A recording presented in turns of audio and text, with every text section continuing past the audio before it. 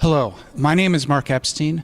I am Director of the California Environmental Technology Education Network, and I am here today at the offices of the California Department of Education in Sacramento, and I am here to talk to you about the new 2017 California Social Studies Framework and the inclusion of geospatial technology.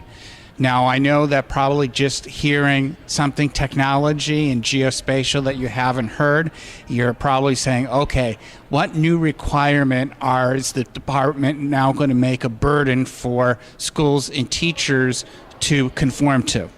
Well, I can tell you that geospatial technology is an area that our network has been providing services, augmented instruction, and instructional materials for more than 15 years. And I can tell you with what we have done and the materials that we have developed and the services we have available is to utilize these is the easiest, fastest, and most cost-effective way to come into conformance with the new framework requirements. Now, one of the things we are most excited about is a new service which we started developing 2 years ago, and we began rolling out in the fall. And we call this we call this new service the Story Map Structured Exercises Subscription Service. And what this is structured lessons that we have developed, the interactive digital maps which are available through the internet, along with student instructions and questions in a PDF format. So before I actually go on and talk more about this, let me introduce to you to some of the folks that have been involved in development of the new framework and with these structured lessons. Hello, I'm here with Frank Pizzi, who is with the Sacramento County Office of Education, and he is a member of the on the state social studies framework, the committee that is involved in the rollout of the framework for all the county head offices and for the social studies teachers here in California. And Frank has been involved a little bit in development of the framework. And my first question for you, Frank, is how does when you guys looked and discussed geospatial technology, what did you guys find as far as having it in the framework of how it is improving social studies instruction and benefit for kids in the classroom? So with our new framework, the biggest shift, or one of the biggest shifts, is around student inquiry. With that, it's having students become very critical consumers of data and information, looking at historical events from different perspectives.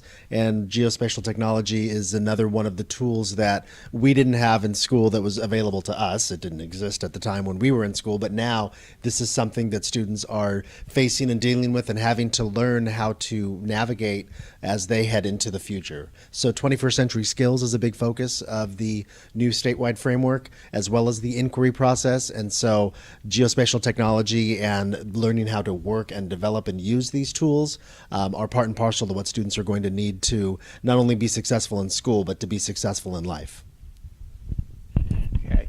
Now, geospatial technology, I mean, we've been working with it for somewhere in the neighborhood of 15 to 20 years. And we've been advocating for its use for a long time in the social studies area. Why now, with the new social studies framework, is this being the first California Department of Education document which is including the use of geospatial technology as an instructional tool? I think a couple of things. It makes sense to fit into the social science framework because of geography and economics and all of the other elements that you would need to use that type of technology. And I think the state of the art has just come along so recently that teachers are able to use geospatial technology with their students in a much less encumbered way. They don't have to have as much training or as much technical knowledge of how everything works, but they're really able to more get into programs and work with students on layers and looking at different bits of data and looking at these different pieces. So I think it makes sense in in our sense, with the newest framework that's out, the history social science framework, that it fits and that it's in there. And it really is keeping up with the time, again, which is another testament to our new framework and how it really is responding to the needs of our students and what they have to really be faced with and work toward as they move through school and move into life. Thank you, Frank, and I thank you over the last few months as we learned that this was going to be included in the new social studies framework, of providing us with the input before it actually was published of what it was going to include. So as we have really pushed forward on developing a full set of social studies lessons from grades 5 through high school, your input and information has been very valuable. So thank you very much. So hello, I'm here with Ken Poppers at Rudder Middle School in Sacramento, California. And I was working with Ken this spring during the 15-16 school year, and it was at the tail end of the fall of the 15 school year that the interface from Esri made its change, and we started experimenting during the spring of 16th semester with structured lessons with his 7th graders, which actually became evolved into our structured story map lessons. So as we're going along and developing the process, and by the end of the semester, how would you say that how easy that the lessons were as a teacher tool? It was actually pretty easy once the kids understood how the layers worked and how to select different base maps. It was easy to take them through the whole process. So if you have the technology, it's something that can be very useful for geographic information as well as economic information. Okay.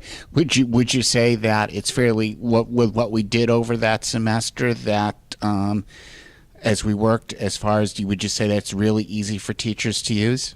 I would say it's pretty darn easy for teachers to use. They just have to be able to go through the program and adventure with the maps and the different layers and all the different options. And once they understand how it works, then it gets really easy. Okay.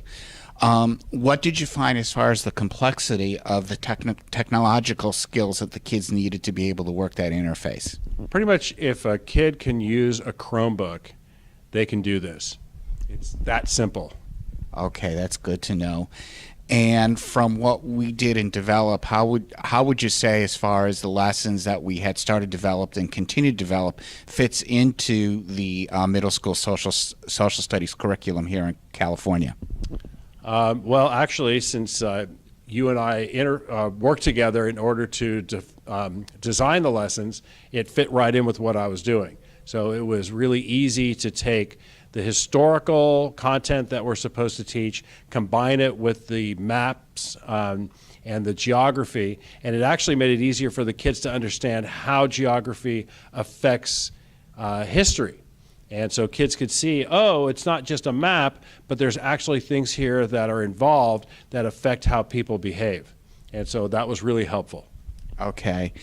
And overall, and probably continuation, how well did you say the students performed and responded to this particular type of platform as an instructional tool? Once they were able to figure it out, and with the help of Mark and myself guiding them through it, once they got to that point, it was they actually enjoyed it. So it was a positive experience for the kids. Okay, Ken, thank you very much, and it was very much of a pleasure working with you on creating this new program and service that we're providing to the teachers here in California. Thank you very much. Hello, I am here with Matt Erwick, who is a primarily U.S. history teacher at Channel Islands High School. He does the United States history for the Marine Science Academy here at Channel Islands High School. And he has been one of the teachers that have been involved with the development, creation of our structured lessons, and actually utilizing it with his students. So the first question I'd like to ask you, Matt, is how easy have these lessons been able for you to use as a teacher tool? Well, that's a good question. One of the issues we always have as teachers is how easy is it for me to figure this out myself? And one of the things I've noticed with these lessons, and this has been over several years of development and working with Mark, is he's focused them enough that they're really a simple plug and play kind of thing to use. It doesn't take long. It's a half an hour to 45 minutes typically, and it really doesn't require any prior training to do this. Very simple to use and easy, and I've enjoyed it. What have you found as being the time requirement as far as using these? As you had stated that it's been very as far as being able to prep, but also as far as classroom time for the students. Most of the time when I've done these lessons, I've taken between half an hour to an hour to do them. And depending on the complexity of the answers or the length of the format, first time maybe doing it a little bit more preparation, so maybe an hour. From then on, half an hour to 45 minutes for most of them. Okay. What do you find as far as the complexity of the technology skills that the kids are required to utilize to complete these lessons? So for the students, I have a wide range of students, some not very good with technology, some very skilled with it. And in general, even the students that have little technology understanding are able to get on the computer because of the way the lessons are set up. It's just asking them to do simple things and nothing they haven't already done before if they've used the internet. So they're going on, opening up a gallery, they're clicking on buttons, they're looking at different things and comparing them. So it's very simple for the students to use. I've been pretty pleased that I haven't had to do a lot of front loading in terms of teaching them how to use that technology. It's been fairly easy to do. What would you say as far as how well do these lessons fit into what is the content of your course that is already in there now? Because of the way these lessons have been structured, and actually we've had many conversations over the last couple of years, Mark and myself and the other teachers involved, to really hone these individual lessons to fit the curriculum so that they really seamlessly insert into what I'm teaching, into the standards for history, into the curriculum, into the subject matter, without going off path or really having to go out. They kind of fit in. Each section has been designed to fit in with the curriculum as it already is. And what would you say as far as how well the students have performed as far as doing these lessons and responded to the technology?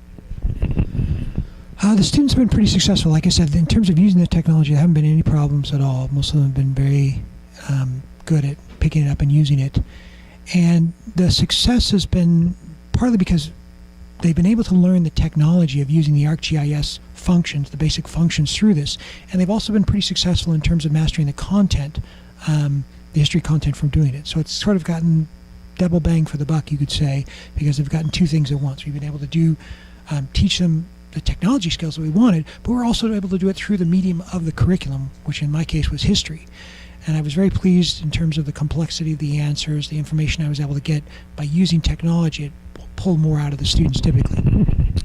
Thank you, Matt. And it's been a pleasure working with you as far as putting the lessons for United States history and also a little bit of help as far as world history as well over the last couple of years as we have developed this program. Thank you. Okay. So from what you saw from these folks, using geospatial technology has become easy to use for schools and teachers to come into conformance with the new social studies framework. So what we have done over the past couple years as we had made changes as the technology has evolved, is we have created a catalog of interactive story maps, which we have on the internet, and along with most of those, we have actual in PDF format sheets which provide the student instructions of how to utilize the layers and questions for those. Now what we have done is we have created lessons from grades 5 through high school which are aligned to California content standards. Now the way that schools and teachers access these interactive maps is through the internet, through one of the websites, which is a web mapping service. We provide each school site with a specific tag to get to a gallery which we have created specific to the school site, which includes maps for their grade levels and for any other topics that have been requested from the schools. We also provide each of the schools CDRs, which have those PDF forms of the student instructions and questions. And as always with any of the teachers at the schools, that they can email us for the PDF form. And as we continue to add new lessons, we do make announcements to our schools that new ones are available where teachers can request those PDF sheets. So one of the advantages here on our service is not only are we covering social studies lessons, but it is also across the content and other subjects. Now, as far as having teachers to be prepared to utilize these lessons to learn how to use the interface and how to access those lessons through the web mapping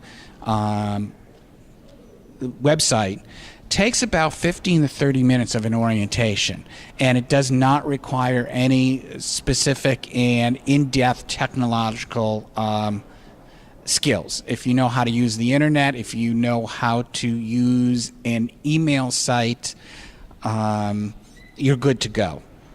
And then as far as on the cost for our subscription service, because we are a nonprofit organization made up of schools and teachers, is we have set up a cost structure which is based upon the enrollments of the school sites, of a formula that is roughly $1 to $2 per student.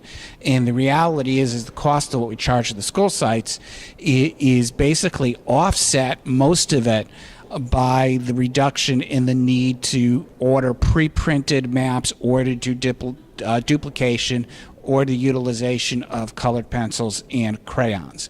So you can see from how we've developed our service and what we have available on this, that to come into conformance with the new social studies framework, this is the easiest, fastest, and most cost-effective way to make it happen.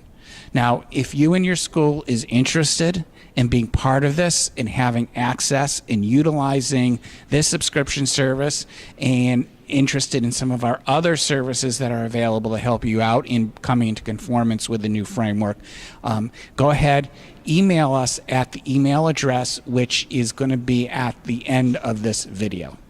So I look forward to working with many of you over the coming years.